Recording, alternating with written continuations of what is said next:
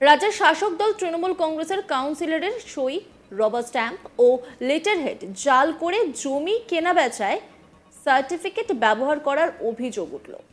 ঘটনাটা আসানসোলের কুলটি পুর এলাকার।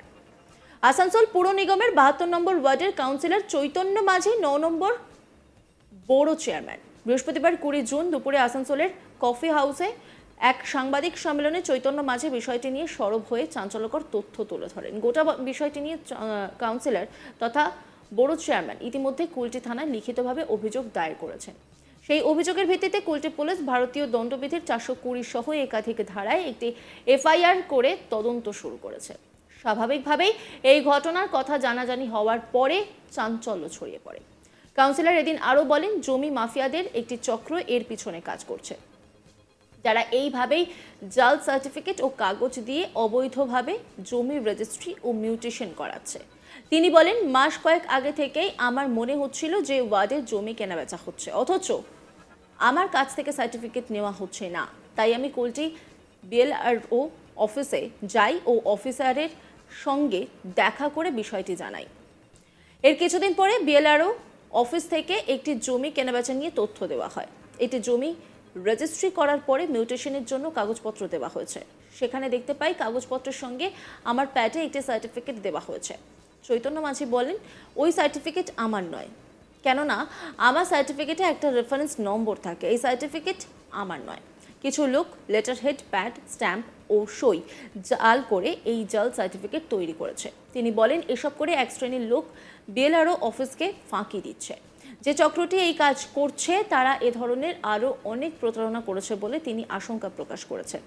তিনি আরও বলেন যে জমিটি অবৈধভাবে রেজিস্ট্রি হওয়ার কথা বলছি, সেটা 2024 সালের 30 এপ্রিল রেজিস্ট্রি করা হয়েছে।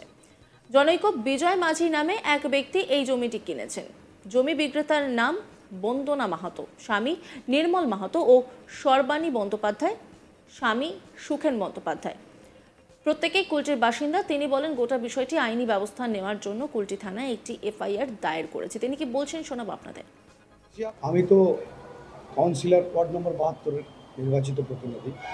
এবার জমি জমা সংক্রান্ত ব্যাপারে বা আদার্স কোনো ব্যাপারে যে লিগেল ইয়ারের প্রয়োজন হয়, সেই লিগেল ইয়ার অ্যাজ পার রুল গভর্নমেন্ট নিয়ম অনুযায়ী court affidavit first class magistrate করবে, তারপর কাউন্সিলর সেটা সই করবে, তার নম্বরটা অ্যাড করে করবে।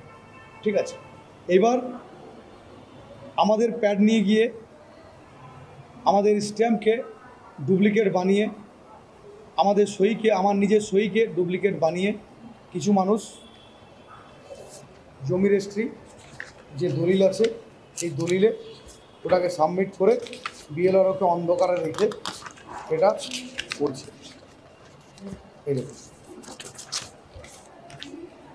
এই সইটা আমার নয়, এই সইটা আমার নয়। ঠিক আছে, আমার এই স্ট্যাম্পটাও নয়, প্যাডটা সেম টু সেম। হয়তো আমার কাছ থেকে কেউ কোনো কারণবশত প্যাড নিয়ে গেছে, এটাও হতে পারে, তারপর জেরক্স করেছে, তাও হতে পারে।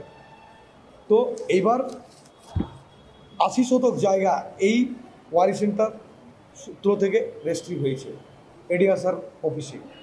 এডিএসআর সাহেবকেও এটা ধোকা দিয়েছে, সেখানেও এটা এডিএসআর সাহেব তো এটা দেখেছে, দেখে পরে রেজিস্ট্রি করেছে। এইবার বলুন, এরকম যদি কাজ করে থাকে তাহলে নিশ্চয়ই আরও অনেক কাজ এরকম করেছে।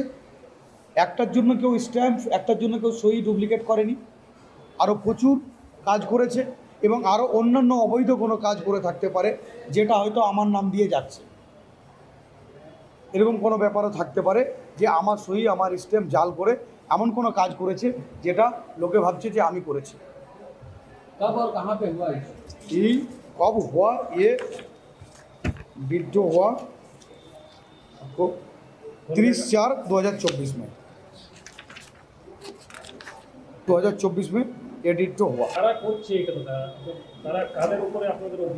এটা এখন যারা আমি যেটা দেখছি, আমার কাছে যেটা প্রুফ আছে, সেই প্রুফ অনুযায়ী যেটা হচ্ছে সেটা হচ্ছে যারা জমি জমার ব্যবসা করে তাদের মধ্যেই কেউ করেছে এটা, বা কারা করেছে এর নাম কিন্তু জানা মুশকিল আছে।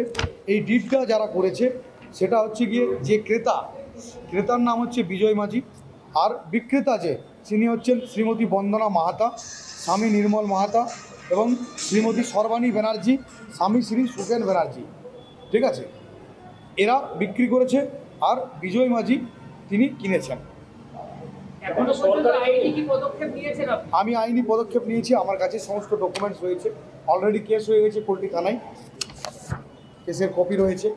আমি এফআইআর করেছি, আমি টু দ্য ইন্সপেক্টর ইনচার্জকে চিঠি করে কপি করেছি, ADSR poultry, BL LRO poultry, minister in charge law and judicial Paschimbanga সরকার, West Bengal government, mayor AMC Asansol municipal corporation mayor সাহেব, Paschim Bardhaman DM district magistrate সাহেবকে এবং এডিএম সাহেবকে, এলআর অ্যান্ড ডিএলআরও ওনাকে করেছি। আমি এমএলএকে কপি করেছি, আমাদের লোকাল এমএলএকে। ঠিক আছে, তো এর পরবর্তী পদক্ষেপ অলরেডি এখন কেস হয়ে গেছে। ঠিক আছে, কেসে অনেকগুলো ধারাও লেগেছে। হ্যাঁ, এই দেখুন ধারাগুলো রয়েছে, কেসের পেপার রয়েছে আমার কাছে। আপনি কুলটির হয়েছেন, তো আপনারা একটা অন্তর্তদন্ত করেননি কারা এটা করছে? আমরা অন্তত তো করার চেষ্টা করছি, কিন্তু বাই নেম এখনও পর্যন্ত আইডেন্টিফিকেশান করতে পারিনি। আমরা চেষ্টা করছি আমরা নিজেরাও কোনোরকম আইডেন্টিফিকেশান করার। আমাদের লোকজন যারা রয়েছে তারাও এটা চেষ্টা করছে। আমরা কিন্তু আমাদের আইডেন্টিফিকেশান করতে গেলে আমাদেরকে প্রুফ সমেত করতে হবে। এই জন্য আমরা আইনের উপর ভরসা করে, আইনের উপর আস্থা রেখে আমরা আশা করছি আইন এটাকে যথাসময়ে সামনে নিয়ে আসবে। আইনের উপর আস্থা এবং বিশ্বাস যথেষ্ট আছে, আইন নিয়ে আসবে এবং সেই অপেক্ষায় আমরা আছি। এই নিয়ে একটি রিপোর্ট তুলে ধরেছেন আমার কলিগ অনিল, দেখাবো আপনাদের। আসানসোলের যে 72 নম্বর ওয়ার্ডের যে কাউন্সিলর রয়েছেন, তিনি বড় চেয়ারম্যানও রয়েছেন। তিনি একটা প্রেস বার্তা করেন চৈতন্য মাঝি। তিনি বলছেন যে তার লেটার হেড আর যে সিগনেচার রয়েছে, সিল মোহর রয়েছে, সেটাকে ফেক বানানো হয়েছে। আর যে একটা জমি রেজিস্ট্রি করার জন্য একটা লিগাল হায়ার সার্টিফিকেট লাগে, আর লিগাল হায়ার সার্টিফিকেট যেটা লোকাল কাউন্সিলর থাকে তারা দেয়। আর এই লিগাল হায়ার সার্টিফিকেট জমি মাফিয়ারা নকল করে প্রয়োগ করছে, এরকমই তিনি তথ্য সামনে নিয়ে এসছেন।